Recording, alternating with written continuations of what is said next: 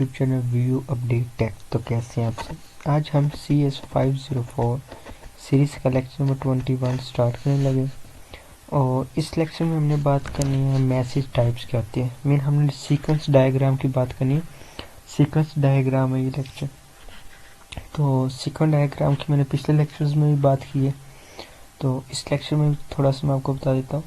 Sequence diagram man different types of message, mean इसमें बहुत सारी टाइप्स होती है मैसेजेस की। जैसे कि हमारे पास होते हैं सिंक्रोनस और simple, asynchronous, create and destroy. हमारे पास ये टाइप्स होती है। अब जो हमारे पास होती है ना सिंक्रोनस, सिंक्रोनस क्या होती है? एक हम अगर एक एरो बनाए ना उसको हम कहते हैं सिंक्रोनस। एसिंक्रोनस हम एरो का ये वाला हटा दें या ऊपर वाला मीन हाफ एरो बना दें तो उसको एसिंक्रोनस कहते हैं। तो इसी तरह अगर हम एक एरो के ऊपर क्रिएट लिख दें, एरो के ऊपर डिस्ट्रॉय लिख दें तो वह डिस्ट्रॉय बन जाता है, क्रिएट लिख दें वो क्रिएट बन जाता है। तो ये हमारे पास शॉर्ट क्वेश्चन भी आ सकता है, एमसीक्यूज भी आ सकता है। वो ये बना देंगे, आपको बताना होगा ये क्या है, तो हम कहेंगे क्रिएट है। ठीक है, इसके आपको समझ आ गई। तो अब सिंक्रोनस मैसेज, वैसे तो आपने यहीं पे पढ़ लिया है सिंक्रोनस मैसेज मीन एक फुल एरो, यहाँ पे भी हम पढ़ते हैं। Synchronous message are call event. Synchronous message को हम कॉल इवेंट भी कहते हैं। क्या कहते हैं? Call events. ये आपने याद करना है, इन सब के अलग अलग नेम है नीचे। तो इसको सिंक्रोनस मैसेज को हम कॉल इवेंट भी कहते हैं। अब हम इसको डिनोट कैसे करते हैं वो मैंने आपको बता दिया। इसको हम फुल एरो के जरिए डिनोट करते हैं इस टाइप में। They represented flow control the typically implement has operation can in case the synchronous message the caller waits and routine and complete before moving forward। क्या मतलब?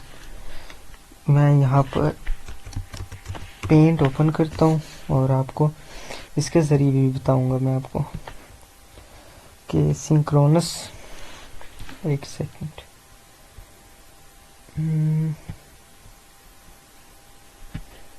यहाँ पे हम इसको पेस्ट करते हैं सिंक्रोनस मैसेज। ठीक है, सिंक्रोनस मैसेज वो क्या कह रहे हैं? वो यहाँ पे कह रहे हैं कि एक कंप्लीट हो जाए फिर वो नेक्स्ट पे फॉरवर्ड करेगा। यहाँ पे पहले मैं आपको एग्जांपल एक दिखा देता हूँ, नीचे इन्होंने दी है, उससे आपको और भी अच्छे से पता लग जाएगा कि ये देखें वो कह रहे हैं कि ये उसको कॉल ब्लॉकर कह रहे हैं, वो हम पढ़ते हैं अभी। ये कंप्लीट होगा फिर वो नेक्स्ट जाएगा। क्या मतलब? मीन आपके पास एक ये है, आप एक इस टाइप का डब्बा ले लें। आप एक ये बना लें, ठीक है, और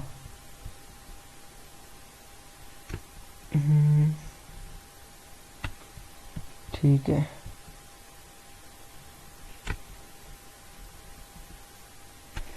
मीन अब आपके पास है ना यहाँ से कोई चीज़ आ रही है, मीन वाटर है, तो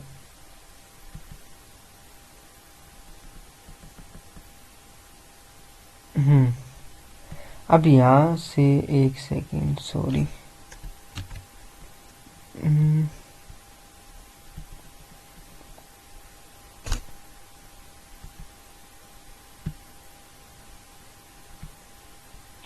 अब ये देखें, यहाँ से आपके फॉर एग्जांपल यहाँ से पानी अंदर आ रहा है और जैसे यहाँ तक पहुँचेगा ना ये भरेगा, इसको मीन भर जाएगा यहाँ तक, फिर वो क्या करेगा, फिर वो नेक्स्ट इसको भरना शुरू करेगा, वरना वो फॉरवर्ड होगा ही नहीं। मीन आपको एक एग्जांपल दे रहा हूँ कि यहाँ पे उन्होंने यही बात की है। synchronous message, the caller waits the call routine to complete its operation before moving forward। जब तक वो उसको कंप्लीट नहीं करेगा वो फॉरवर्ड नहीं होगा। इसको हम कहते हैं सिंक्रोनस मैसेज। इसके बाद हम पढ़ते हैं एसिंक्रोनस मैसेज।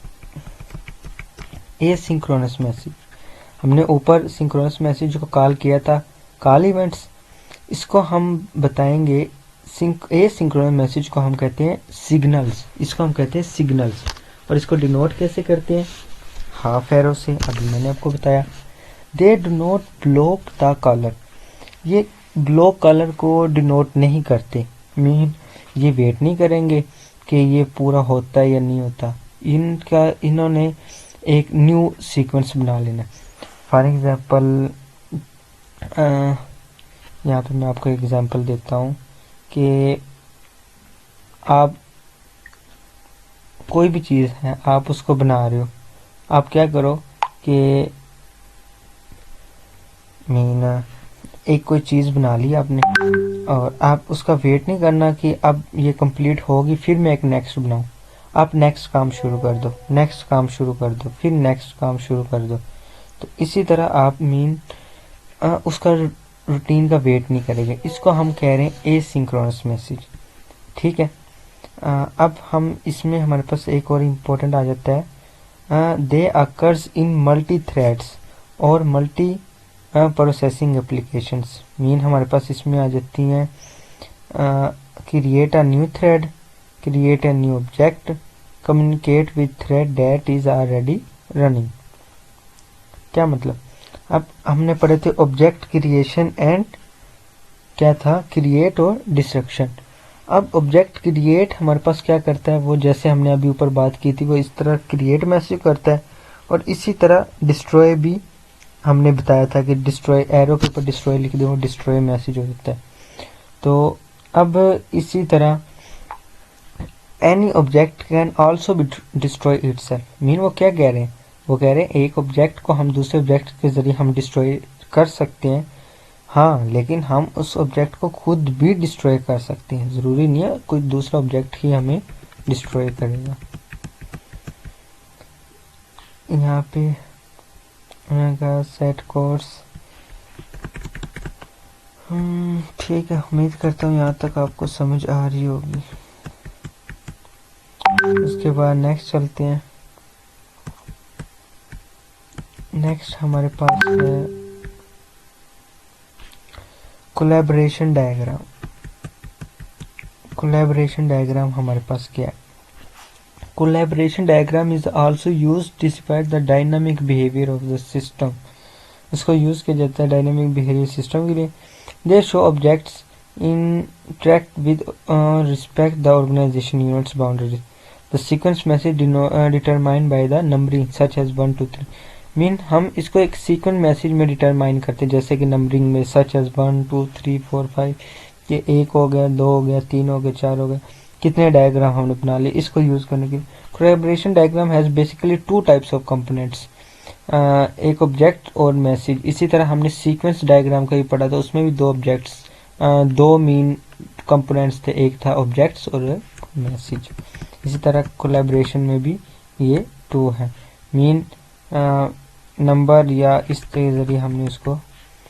अब यहाँ पे उन्होंने अगेन बात कर दी, कंपेयरिंग करें सीक्वेंस एंड कोलैबोरेशन डायग्राम क्या है, सीक्वेंस डायग्राम और कोलैबोरेशन डायग्राम क्या है। Sequence diagram is a best seen flow of time. Flow of time के लिए हमें अगर कोई बेस्ट चाहिए तो कोलैबोरेशन डायग्राम नहीं होगी, वो होगी सीक्वेंस डायग्राम।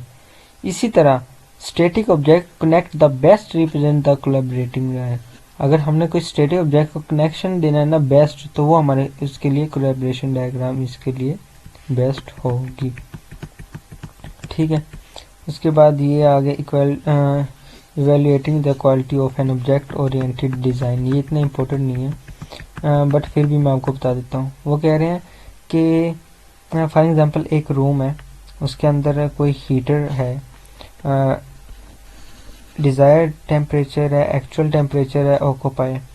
वो कह रहे हैं अगर हम इन तीनों को एक ही जगह में, इन सबको एक ही जगह मिला दें तो हमारे रूम का टेम्परेचर क्या होगा। मीन वो कह रहे हैं, ये देखें कि एक ही इसमें हम कम्युनिकेट करें सबको आपस में, यानी कपलिंग करें, उस सिस्टम को मिला दें। तो ये बात है जस्ट इसमें एवेल्युएट करना। तो उम्मीद करता हूँ आपको लेक्चर की समझ आई होगी। मिलते हैं इंशाल्लाह नेक्स्ट लेक्चर नंबर 22 में। टेक केयर, अल्लाह हाफिज़।